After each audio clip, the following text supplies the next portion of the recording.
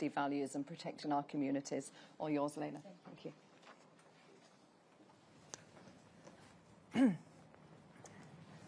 Safety is the first duty of any government. If you cannot protect Britain, you have no right to govern it. And ladies and gentlemen, thanks to Labour and Conservatives, Britain is now lawless. My name is Laila Cunningham. I'm a Westminster City Councillor, a former senior Crown Prosecutor, and a mum of 7. Our country's changed. I remember a time when calling the police meant they would actually come. Now, when my kids were robbed, police told me there weren't enough resources to send someone. I had to do the dangerous legwork myself over many weeks to catch the criminals. I risked my life and the press called me vigilante mum. Well, this campaign and reform is for every vigilante mum out there, for every parent who feels sick with worry when their kids leave the house, for every parent who's been looked down on, ignored, and insulted, or worse, silenced. For everyone fighting to protect their family only to be told to calm down and shut up while the government places foreign rapists on their doorsteps. You are not alone. We see you, we hear you, and reform is coming to fight for you. From the start of this campaign, the press accused me of lying, of stirring up fear. I've prosecuted violent criminals. I've comforted victims. I've hugged my own children after they were robbed at knife point. This campaign is not spin for me. It's a reality. I've seen danger up close, and I can tell you the fear is not paranoia. It's the truth. When you cut visible policing, half stop and search, empty the prisons, and only charge 6% of reported crimes, you hand control of our streets to the criminals. This isn't just failure, it's a dereliction of duty. And I'm angry, because the very people who won our votes with promises of safety have done the exact opposite. Why are there no more police on our streets? Why isn't there a laser focus on knife crime? Why aren't people in balaclavas searched? Why are foreign rapists not deported?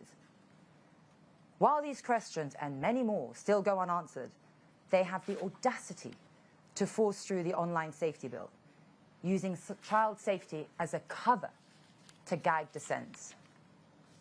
And when we call it what it really is, censorship, they accuse us of being dangerous and siding with predators. A masterclass in double standards. A level of hypocrisy only matched by their deceit. These are the same people that refuse a national inquiry into the Pakistani rape gangs they protected for years. The same people that still house foreign rapists in hotels by schools and homes, and then act shocked when mothers protest.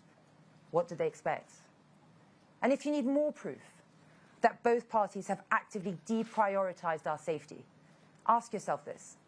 How can they find billions for foreign aid, 7 billion for Afghan refugees, some unvetted and dangerous, but not for more police, not for victims, and not for our children? And where are they when a boy is stabbed? Silent. Where are they when girls are groomed and raped? Silent. No policy announcements, no Cobra meetings, no billions, no elite squads. Those are reserved for censoring us. And then they take the knee. They bow the knee to ideology. Like the Crown Prosecution Service so-called policy on violence against women and girls. It states that it's actually gender neutral and inclusive of men who identify as women. That's not inclusion. That's deleting us from our own safety laws. The Tories took a policy meant to protect women and gutted it. What should have been a shield for us became a smokescreen for politicians. Because rape and sexual assault against women is an epidemic. Women are targeted because we are women. We face threats men will never face. And we want a government that recognizes this, not an ideology that erases it. And that starts with a fearless leader who puts truth and safety first. Now imagine a government led by Nigel that treats safety of its people as sacred. One that stands between you and danger every hour, every day, and never flinches. Where the police are on your streets. Where every predator, gang member, and violent offender knows there is nowhere to hide. Where your borders are secure, your streets are safe, and your children our children, can grow up free from fear. That is the Britain we deserve, and that is the Britain we shall have under reform. Because this country doesn't belong to the gangs, the predators, or the politicians that protect them. It belongs to us, the people who work hard, raise our families, play by the rules, and we deserve to live without fear. Thank you. Thank you, Laila. I love the vigilante mums. We need to get that trending. And finally, our newbie MP, Sarah. Now, she's only been an MP for 12 weeks, but already she's causing a stir. Sarah. Well, I hope that's in a good way. And it wasn't so long ago that we started our summer crime campaign. And I think the first thing I said to you all was how lovely it was that I was alongside Laila and Nigel that day, and that you were looking at 2 formidable women now. And today, here you are looking at 4 formidable women, all speaking from the same hymn sheet about this very important issue. So first of all, I should say thank you all for coming. And what we're talking about today is a matter of national security. And that is the heightened and increasing threat to the safety and security of women and girls across this country. A threat that our own government is enabling. And as you've heard, we're talking about the daily influx of people who do not share our values, who do not share our culture, but who are being welcomed into this country, all at vast expense to us, the taxpayer. We know that on average 800 to 1,000 migrants are arriving illegally in Britain each week, 26,000 so far alone on what I hope people will stop calling small boats, because they're clearly not small boats, they're very large boats. And even on Saturday, I think there were, I read in the paper, 435 at Dover, arrived at Dover on Saturday. And all of these people are either checked into hotels or dispersed into houses of multiple occupancy, better known as HMOs, around the country.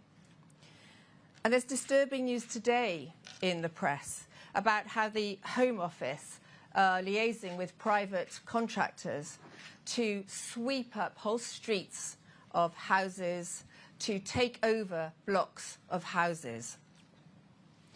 We know that officially there are 210 registered asylum hotels currently housing migrants in the UK. That's the figure as of July this year. Yet despite the government promising to close all of these hotels by 2029, we see the exact opposite happening, don't we? Even more being opened every day. From Cheshire to Norfolk, from Epping to Ashfield, few areas of the UK have remained untouched by this wave of state-supported illegal migration. The vast majority of these migrants are young, military-aged males. We can see it with our own eyes. We can see it from the media coverage. We hear reports of their documents, their identity documents being thrown into the channel just as they approach Dover. They're not throwing away their smartphones, are they? But they throw away their documents just so they cannot be identified. And this helps them game our archaically generous and trusting immigration system until they're simply approved by attrition by the Home Office. And again today, there's headlines of 150,000 migrants that have just been lost in the system by the Home Office. We know that many claim to be children on these boats, despite being visibly over 18. How stupid do they think the British public is? And of course, they're all coming from France, which I think's been mentioned, which, to the best of all of our knowledge, is still listed as a safe place to visit by our Foreign Office. So despite arriving here illegally, despite fleeing a perfectly safe European country, despite lying about their age, they are all housed, clothed, fed, all at the expense of us. Eventually, they will find themselves moved from a 3- or 4-star hotel and dispersed into local housing ahead of our local British citizens on housing lists. I hear these stories all the time in my constituency. Once in an HMO, we know, don't we, that they often disappear off the Home Office radar into the black economy and often into a world of crime. The police have no knowledge of who these individuals are because basic information is not collected when these people arrive in the country. Is any facial recognition done? No. Are DNA swabs taken? No. Anything to help our police and security services investigate and detect crime? Of course not. Why not? Because the left-wing lawyers will cry human rights. Well, I don't know if any of you have been to the States recently. My fingerprints were taken, my facial biometrics were taken. And if you've read recently in the press, Europe is about to do the same to us. So what is the problem? The truth is, we have no idea who we're letting in. No idea how many of them have criminal records or who might be a red flag to our security services. How many are drug dealers, murderers, rapists, spies for hostile regimes, terrorists? What we do know is that this government is being forced, kicking and screaming, to accept that foreign nationals are 4 times more likely to commit rape or sexual assault than British men. The inconvenient truth for the left is that the culture of men from predominantly Muslim countries, like Afghanistan, is one that holds a medieval view of women's rights. It is fundamentally alien to the centuries of progress made by our own Western culture and attitudes. Women are at risk of sexual assault and rape from these men. Hundreds of young men who arrive in this country, housed in our communities, who undoubtedly become sexually frustrated, have a warped view of their right to sexually assault women.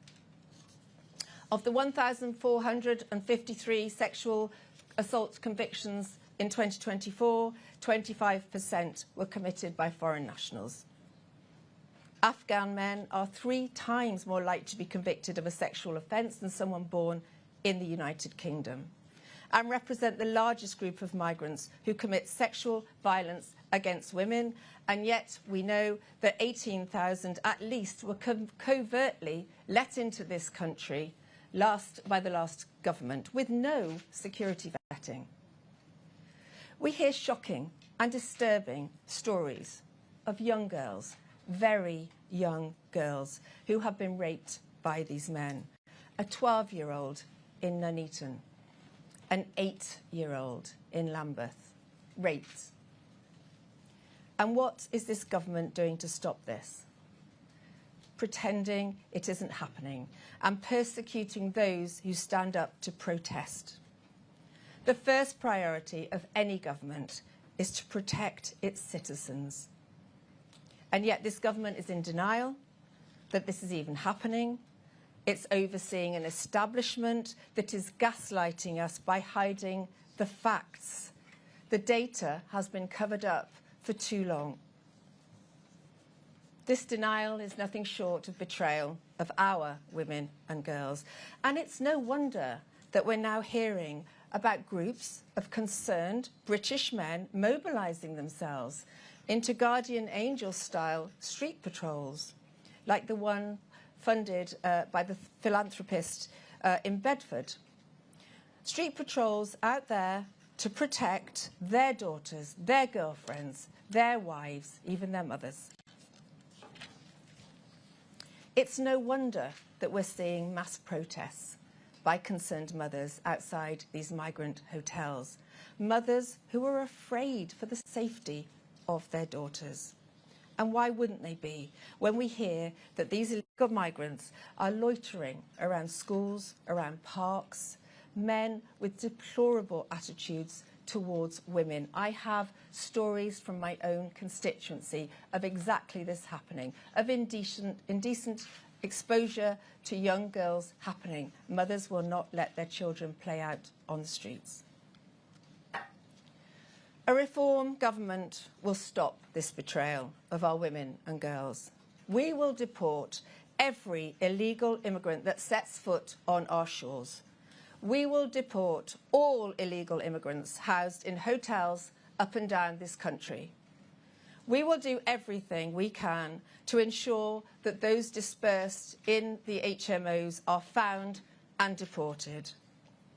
We will deport all foreign national offenders in our prisons, ensuring that when they do get out, they are not free to walk on our streets. We will instruct our police to respond to every inappropriate sexual behaviour call by migrants against our women and girls. We will empower our Immigration Enforcement Division to detain them, to deport them, to raid town centre businesses along the way. And of course, we have to, and reform will, leave the ECHR and put an end to the lucrative merry-go-round of human rights-based appeals. We will stop this madness. It is a matter of national security, and only a reform government will protect women. Thank you.